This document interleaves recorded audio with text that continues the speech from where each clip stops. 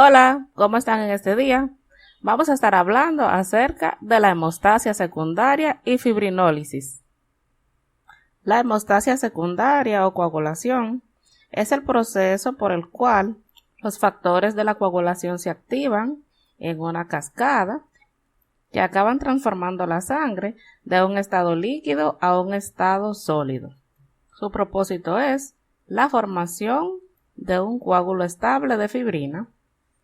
En esta vamos a tener la participación de la vía extrínseca, vía intrínseca y vía común. Pero antes vamos a conocer los factores, sus características y también sus funciones. Tenemos al factor 1, el fibrinógeno, cuya función es la formación de los coágulos de fibrina.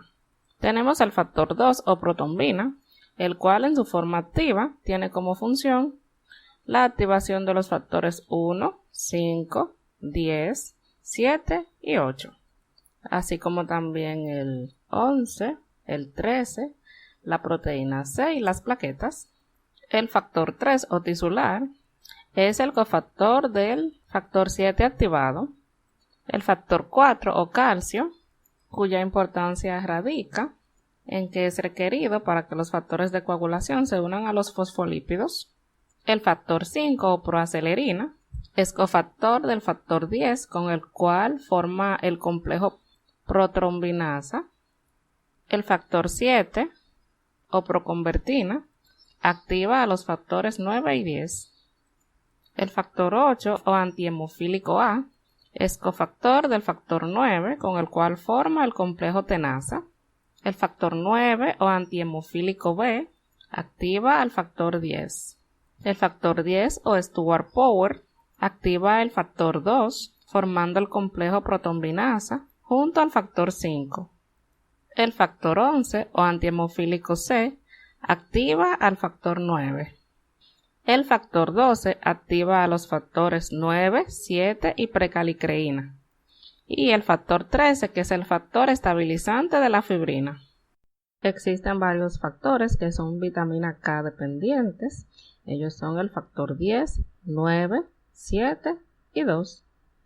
En la vía extrínseca podemos ver que después de una lesión, el factor 7 entra en contacto con el factor tisular. Este factor tisular o factor 3, también conocido como tromboplastina, forma con este un complejo activado, el cual activa al factor 10. En la vía intrínseca, la activación por contacto comienza con la formación del complejo primario, en el cual participa el quininógeno de alto peso molecular HMWK, precalicreína y factor 12. La precalicreína se convierte en calicreína y el factor 12 se activa. Este activado activa al factor 11 y el factor 11 activado al factor 9. Este último, en conjunto con su cofactor, el factor 8 activado, forman el complejo tenasa, que finalmente es el que se encarga de activar al factor 10, pasando este a factor 10 activado. En la vía común, el factor 10 activado activa al factor 2 o protrombina con la ayuda del factor 5. El factor 2 activado pasa a llamarse trombina, el cual activará entonces al factor 1, el cual es el fibrinógeno. Cuando este factor 1 pasa a activación, entonces es llamado fibrina, la cual está en monómeros, los cuales deben estabilizarse con el factor 13, que ese es el factor estabilizante de fibrina, para entonces transformarla en polímeros de fibrina y estabilizar el coágulo.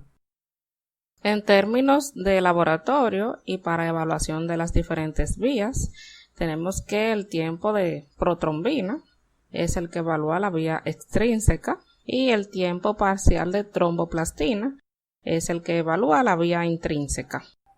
El TP o tiempo de protrombina es utilizado para evaluar a los pacientes que consumen warfarina y en el caso del PTT se utiliza para pacientes que están en tratamiento con heparina.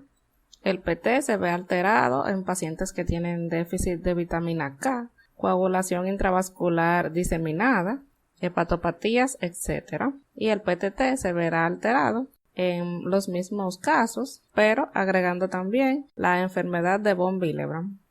La fibrinólisis es el proceso en el cual se eliminan los depósitos de fibrina y se restablece la circulación en el vaso. Este proceso se da cuando ya el coágulo ha cumplido su función. El equilibrio que se forma entre la formación de fibrina y su destrucción evita la coagulación generalizada. En esta participa la enzima plasmina, que se crea a partir del plasminógeno. Esta plasmina rompe la red de fibrina y degrada también a los factores de coagulación. Esto es todo por el momento, así que sin más, nos veremos en la próxima.